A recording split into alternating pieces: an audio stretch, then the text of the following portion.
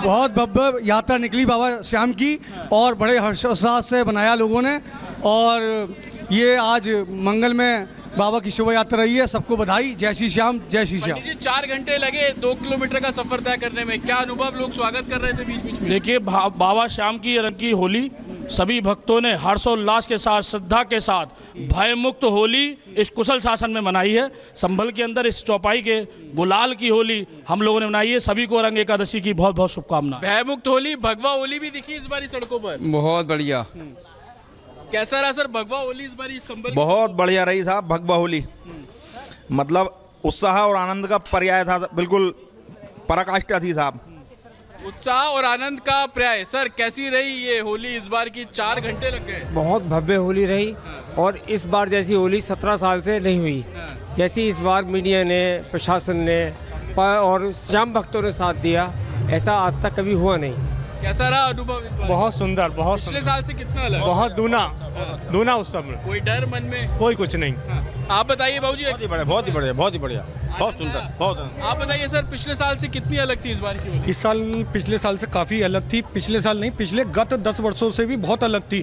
उसका कारण यही रहा, इस बार महिलाएं आगे बढ़कर आई हैं होली के उत्साह में, तो इस साल भयमुक्त होली हुई है। चलिए, और तो संबल लोगों में इसी बात को लेकर उत्साह है जतिन कि पिछले साल क्या, पिछले 10 सालों में ऐसी होली नहीं हुई है, क्योंकि महिलाएं खुलकर सामने आई और महिलाओं ने इस शोभा यात्रा का नेतृत्व किया। वहीं संभल में 46 साल बाद ऐसा माहौल आया है जब सनातनी बेखौफ होकर शोभा यात्रा निकाल रहे हैं और हर तरफ भगवा गुलाल उड़ रहा है। रिपोर्ट देखिए।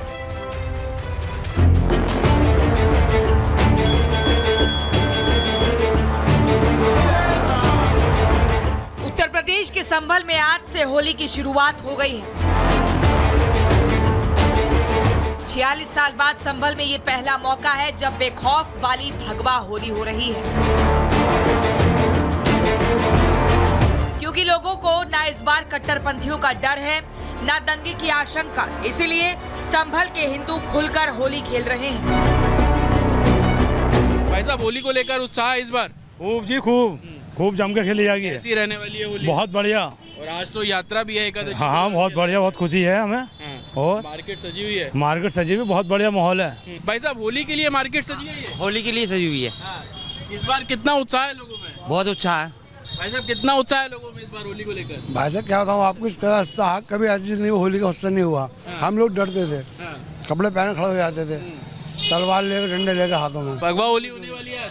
बिल्कुल होने वाली है। खुशी के साथ बने गए त्योहार और हमें तो योगी जी आदित्यनाथ जी का बहुत बड़ा आशीर्वाद मिला है। ऐसा है, ये तो 81 का रंग है। 81 रंग में कुछ हल्का ही होता है। अब यदि होली से एक दिन पहले आप देखना, हो सकता हो कि कहीं पे पेड़ तो पेड़ तिल रखने की जगह नहीं मिलेगी। एकदम बढ़िया रहेगी होली एकदम।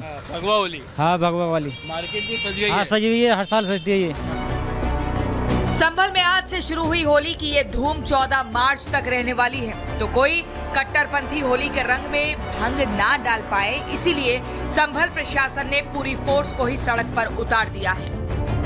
मेरे पीछे आप पुलिस की गाड़ियां देख रहे हैं। पीएसी की 7 कंपनियों को आज के दिन के लिए तैनात किया गया है। जो वज्र वाहन है वो आपको यहाँ पर नजर आ जाएगा। लेकिन दूसरी तरफ जिन मार्केट से ये पंक्तियां गुजरेंगी रंग खेलते हुए, उस मार्केट की आप तस्वीर देखिए कि मार्केट को पूरे तरीके से यहाँ पर सजाया गया है। ये शंकर चौराहे से तहसील रोड की आप तस्वीर यहाँ पर देख रहे हैं। एक तरीके से इस मार्केट को सजाया गया। दूसरी तरफ जब पंक्तियां निकलेंगी तो उसको लेकर सुरक्षा के पुख्ता इंतजाम जो है वो यहाँ पर किए गए हैं। तमाम पीएसी की गाड़ियों को आप यहाँ पर खड़ा हुआ नजर आएंगे और सामने आप देखेंगे कि पुलिस बल हो और पीएसी की गाड़ी हो, हर कोई यहाँ पर तैनात है। होली के लिए संभल के बाजारों को दुल्हन की तरह सजाया जा रहा है, तो लोगों में उत्साह भी बहुत ज्यादा है। संभल में भगवा रंग के गुलाल के पैकेट बांटे जा रहे हैं ताकि पूरे संभल को केसरिया किया जा सके और जमकर होली मनाई जा सके। Bureau report, Republic Bharat.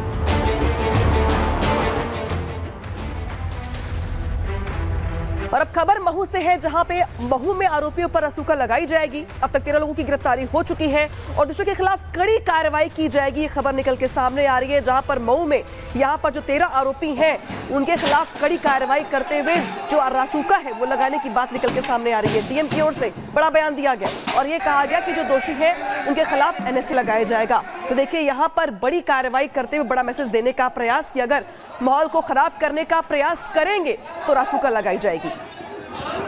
तो महू हिंसा में कई लोग घायल हुए हैं। हिंसा के दौरान घायल हुए लोगों को हॉस्पिटल में भर्ती करवाया गया है। रिपब्लिक से खास बातचीत के दौरान घायलों ने आपबीती बताई है। घायलों ने बताया कि जामा मस्जिद के बाहर जब जुलूस पहुंचा तो उनके ऊपर मुस्लिम समुदाय के लोगों ने जमकर पथराव किया और क्या कुछ कहा गया उनकी ओर से, सुनवाते हैं। एक्चुअली सर जुलूस निकल रहा था, इंडिया जीती हुई थी। हम लोग जब मस्जिद के सामने से निकले तो कुछ लोग आके ये बोलने लगा कि भारत माता की जय मत बोलो, वंदे मातरम मत बोलो, यहाँ चिल्लाओ मत, ऐसा वैसा। मतलब पता नहीं कहाँ से इतने सारे लोग आ गए, जमा हो गए। सबसे पहले भाई को पकड़ लिया, इसकी गाड़ी गिराई, इनको मारना चालू करा।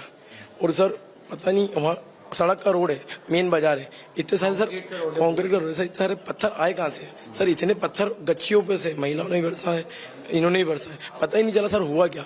वो जब भागा दौड़ी मची तब जाके पता चला कि यार ऐसा हो गया। आपके सिर पे क्या लगा है? सर मेरे सब ब्लॉक लगा है, ऊपर से गच्ची पे से टुकड़ा आया था ब्लॉक को, सर में आके बैठ गया सर। सर रास्ता है, मस्जिद है, आप समझते हम भी, लेकिन इसका मतलब ये तो नहीं कि देश में रह के देश का नारा भी नहीं लगा सकते। क्यों पथराव किया उन्होंने? अचानक से शुरू कर दिया क्या? कुछ तो बात हुई होगी। हलचल हुई थी वहाँ से, अंदर से लोग जैसे अपनी रैली निकल रही थी, रैली निकली वहाँ से अंदर आया। वहाँ तो बोलते उनका ये मेन कारण था कि नारे मत लगाओ यहाँ पे। मतलब भारत माता की जय क्यों नहीं लगाए? वहाँ पे हिंदुस्तान में रह रहे, रैली जीतती है तो भारत माता के नारे लगाने में क्या समस्या है?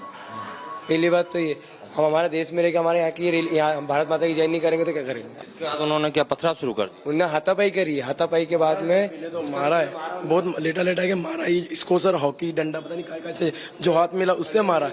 पथराव तो बहुत बाद में बरसे, जब वहाँ पे जब हलचल मची तो सब इकट्ठा हो गए वो लोग, वो सब पथराव करना चालू करना। पत्थर आया कहाँ से? वही तो नहीं पता सर, थैले में भर के ऊपर से छत पे से मार रहे सर पथराव। सोचो मतलब पहले से तैयारी उनके पास। तो पीड़ितों से सत्यविजय ने बात की। सत्यविजय के पास चलते हैं। सत्यविजय, आप जब पीड़ितों से बात कर रहे थे वो ये कह रहे थे कि ये समझ ही नहीं आया कि अचानक से हुआ क्या। पत्थर पहले से इकट्ठे करके रखे गए थे, हमले की तैयारी पहले से थी कि भारत जीतेगा, अगर लोग इधर आते कुछ ऐसा होता है तो ऐसे उन पर हम हमले कर रहे हैं। या इसी चीज को लेकर बीजेपी विधायक, जो स्थानीय विधायक है उषा ठाकुर, वो कह रहे हैं कि ये सुनियोजित षड्यंत्र था। फिलहाल देखिए ये वो स्पॉट है, जामा मस्जिद वाली ये गली है, आगे जामा मस्जिद है और यहाँ पर देखिए बैरिकेडिंग कर दी है, बड़ी संख्या में पुलिस फोर्स तैनात है। और जैसा कि पीड़ितों को जो जुलूस में शामिल थे, जिनके सिर पर पत्थर लगे, जिनके चेहरे पर पत्थर लगे, जिनके हाथ में इंजरी है, उन सबसे हमने बात की। हॉस्पिटल में उनका मेडिकल हो रहा था और उनका यही कहना है कि जब जुलूस जामा मस्जिद के पास से निकला तो उस दौरान चूंकि सब जोश में थे, भारत की जीत पर जश्न मना रहे थे, इसी दौरान जामा मस्जिद के पास जब वो गुजर रहे थे उस दौरान अचानक से बहस हुई और बहस के बाद विवाद बढ़ा। विवाद बढ़ने की वजह के दोनों के अपने अपने तर्क हैं। जो शहर काजी हैं उनसे भी हमने बात की, उनका कहना था कि जो जुलूस में शामिल लोग थे उनमें से किसी ने सुतली बम मस्जिद की तरफ फेंका, लेकिन जो जुलूस में शामिल लोग हैं, हिंदू पक्ष के लोग हैं, उनका कहना था कि वो भारत माता की जय और वंदे मातरम के नारे लगा रहे थे। इस पर आपत्ति थी।